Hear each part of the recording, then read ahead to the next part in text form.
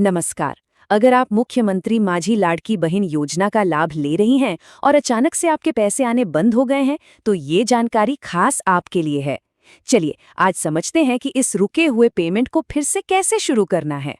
क्या आपके भी 1500 रुपए के महीने वाले पेमेंट रुक गए हैं?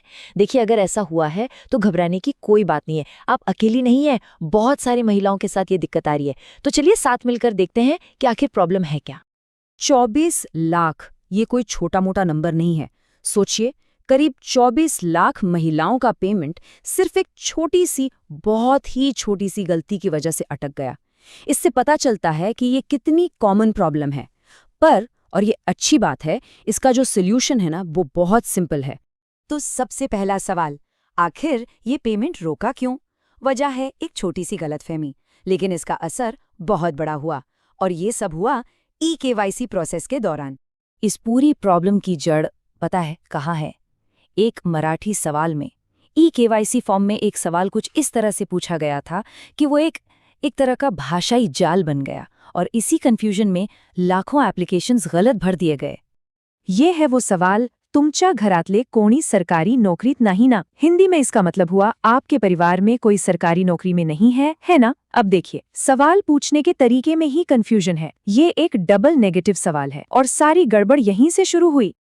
अब यहाँ समझिए कि हुआ क्या, आपका इरादा क्या था और सिस्टम ने क्या समझा।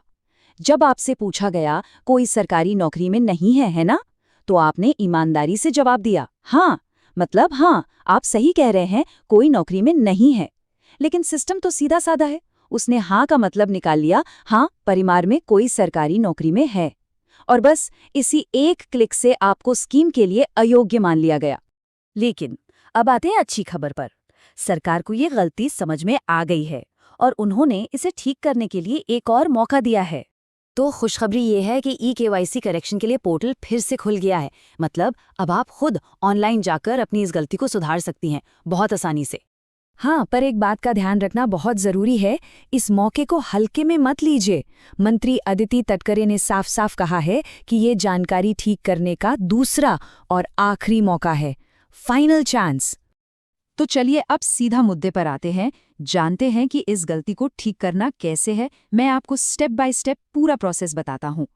प्रोसेस बहुत सिंपल है, सिर्फ 4 स्टेप्स का। पहला, ऑफिशियल पोर्टल पर जाना है। दूसरा, आधार ऑथेंटिकेट करना है। तीसरा, अपने जवाबों को ठीक करना है। और चौथा, बस सबमिट करके कंफर्म कर देना है। तो स्टेप 1, ऑफिशियल पोर्टल पर जाना। एड्रेस ध्यान से नोट कर लीजिए, ladakibehen.maharashtra.gov.in। सिर्फ और सिर्फ इसी वेबसाइट पर जाना है, किसी दूसरे लिंक पर नहीं। ये फ्रॉड से बचने के लिए बहुत जरूरी है। वेबसाइट खोलते ही आपको एक पॉपअप दिखेगा जिसमें ई-केवाईसी में हुई गलती को सुधारने के बारे में लिखा होगा। दूसरा स्टेप है आधार ऑथेंटिकेशन।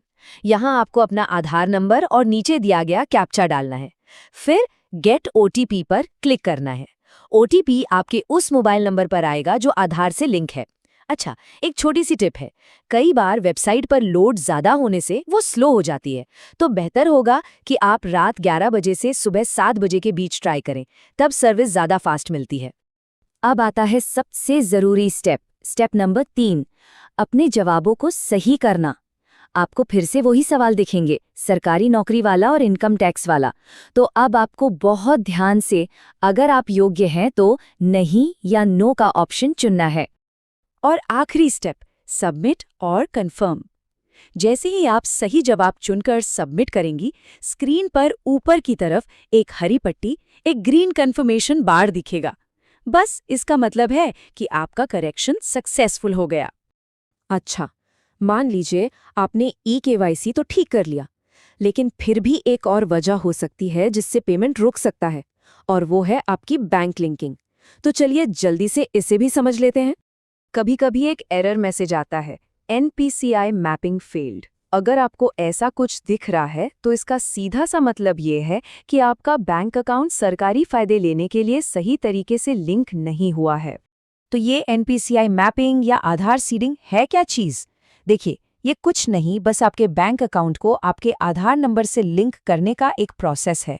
ऐसा इसलिए किया जाता है ताकि जो भी सरकारी पैसा है, यानी DBT, वो सीधे आपके खाते में आ सके, बिना किसी रुकावट के। अब इसे ठीक कैसे कहें? इसके लिए आपको अपने बैंक की ब्रांच में जाना होगा। ध्यान रखिएगा, ये काम ऑनलाइन नहीं होगा, आपको बैंक जाना ही पड़ेगा। वहां जाकर बस आधार सीडिंग या डीबीटी इनेबलमेंट का फॉर्म मांगिए, उसे भरकर वहीं अधिकारी को जमा कर दीजिए। बाकी का काम बैंक खुद कर देगा।